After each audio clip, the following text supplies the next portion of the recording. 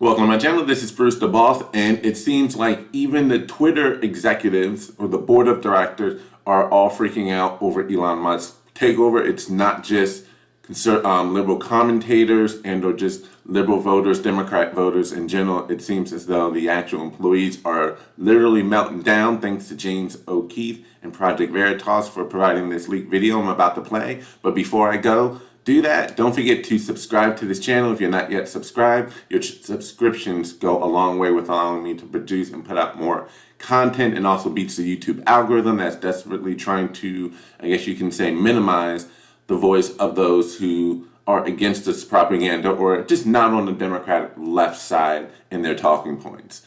And don't forget to like this video, comment on this video. If you're already subscribed, your interactions, both liking it and commenting on the video, also play a major part in this video and this channel growing in exposure, video views, and again, beating the algorithm that is, again, desperately trying to push this one singular narrative and or propaganda. And don't forget to, but without further ado, let's get into the clip.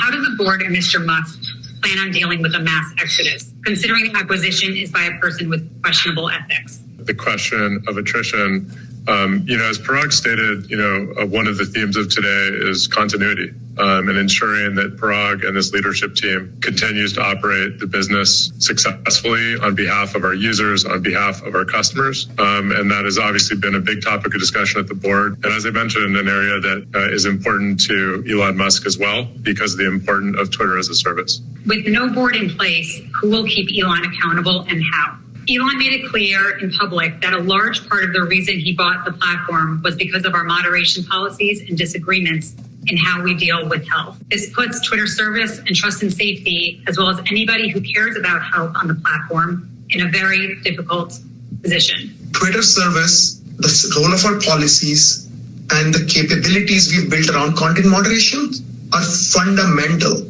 to keeping Twitter safe and growing.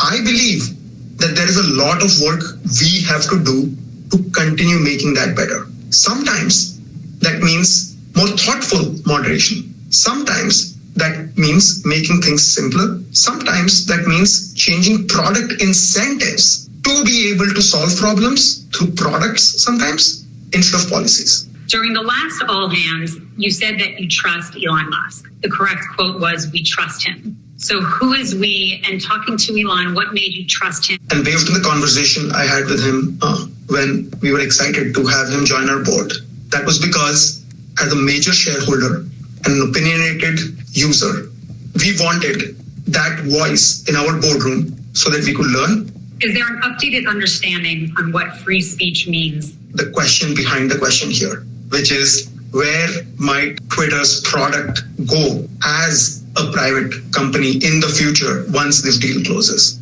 To best gain perspective on this, as I said earlier, we'll find ways to bring Elon for a Q&A with all of you to understand better what his vision for the future of Twitter might look like.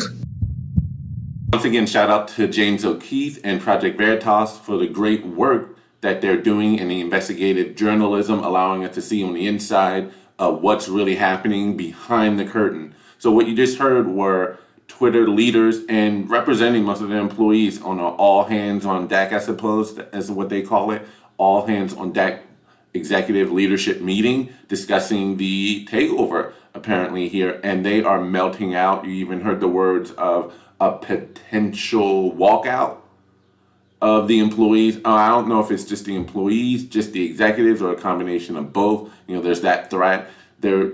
What is free speech? One of them also asked, why are you even asking that question? You know what free speech is, especially if you're from here in the United States, the freedom to be able to say what you like, whatever you like, so long as it, A, is not illegal and or prompting any illegal activities or anything that would directly lead to the death and harm of another individual and or a violation of a set crime, as an example. But again, free speech is free speech, but they don't want freedom. I think one of the reasons why they're also freaking out is because they're starting to lose control, lose the narrative, which this is very refreshing after 2 years of watching the people get crushed by the weight of the power of those with this massive agenda for a new world order, so to speak. Not just my words using it, coming straight from the mouth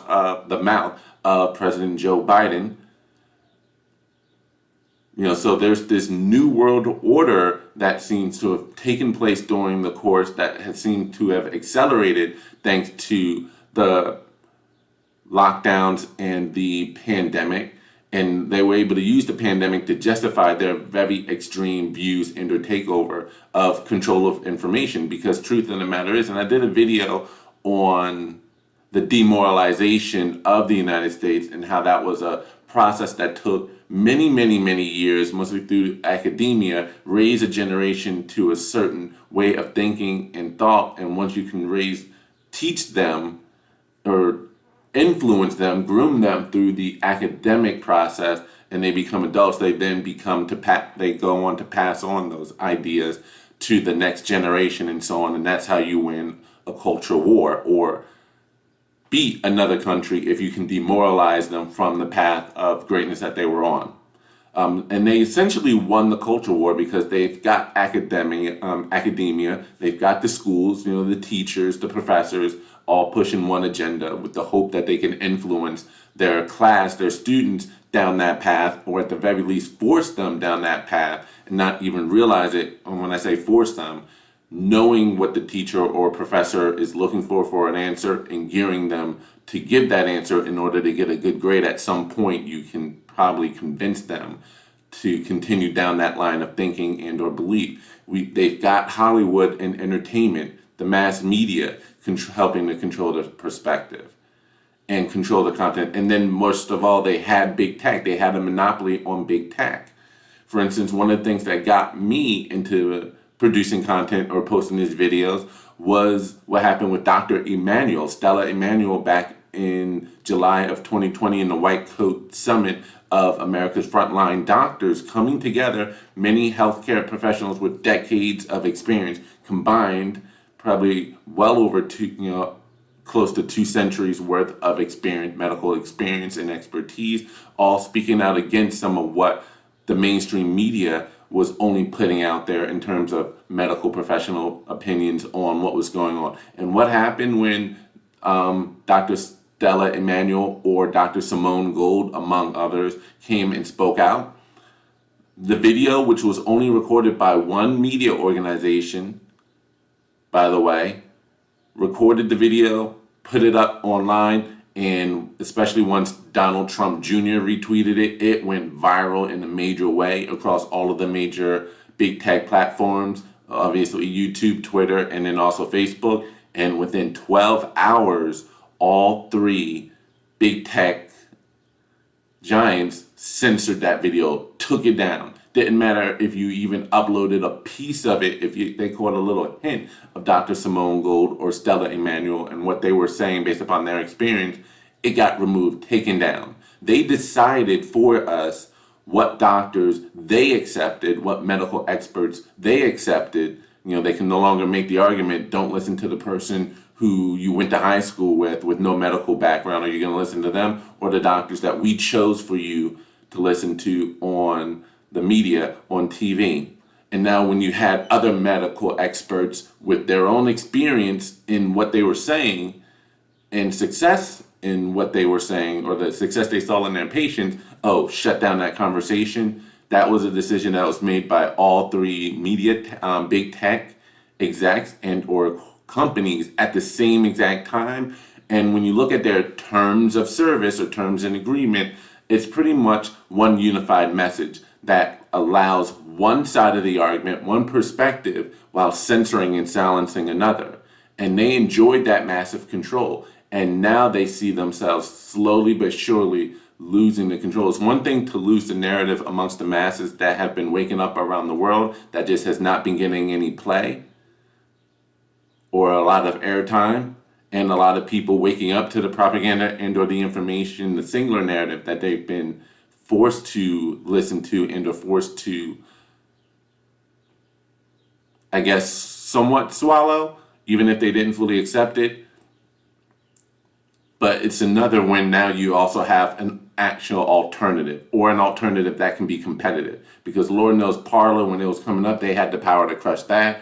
Getter and or Rockfin, they are platforms that are not yet there just yet in terms of the level of influence and or reach potential market share. But now that they see themselves losing just a little control over the narrative, they are starting to freak out. Even Biden and the Biden administration are now talking about, for once, reforming Section 230 and trying to further control the content that is out there on the internet. Now that they may not have the full support of Twitter, just one organization, mind you, out of the three big tech social media giants, YouTube, Facebook, or Metaverse, and Twitter, they had all three. Now they're just losing one of the three, and they still have the other two that have, again, one unified vision. They're practically all one company, just offering different products, but the same kind of content is allowed and the same content or discussions not allowed. Now they may just be losing one in the form of Twitter,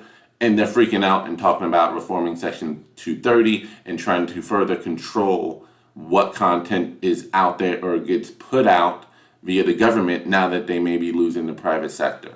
And that's just scary to think of the reach that they are trying to have, the measures that they're willing to go to try to control the content, control the information. Because if they can control what you know, control what you are allowed to see, they can control what you think.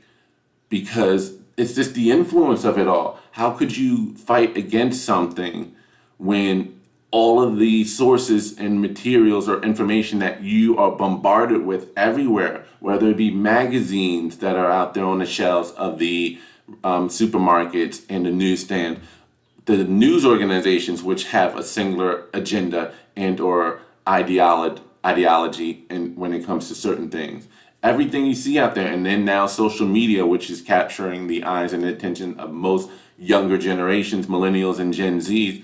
When you can control the content and information, if they are only seeing one unified vision or one idea, one ideology, one thought process, then the weight of that support or unified vision weighs on them to believe that it must be true.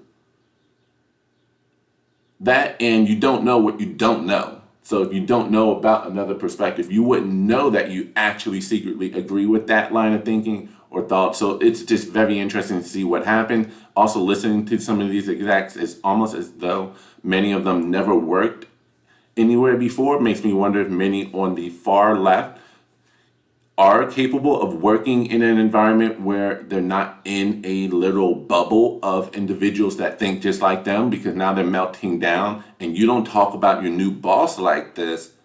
I'm sure they didn't mean for this to go public or to get leaked, but this was still out in the open at an all-employee meeting, an official all-employee meeting, and they're raising their concerns and speaking like this about the new incoming boss, as if there's not going to be grounds for termination for, potentially undermining your boss and or leadership to this degree. It's one thing to disagree, it's another to talk about all out, walk out.